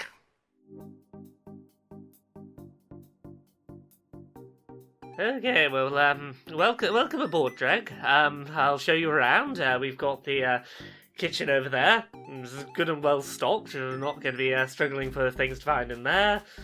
We've got the library. Don't mess with her books. She's really not a fan of that. Yes, any questions before I leave you to it? Can we do something about the doors? What's the problem with the doors? They're about 2 feet short. I don't know if we can make them bigger, but I'll certainly see what we can do about it. I'll see if we can maybe lower the floor so that the effective height of the door is higher. We'll see if that's possible. It doesn't look like much. You can pay me. Oh, yeah, we'll certainly pay you. Don't worry about that. As long as you can get the job done, we're right as rain, I think.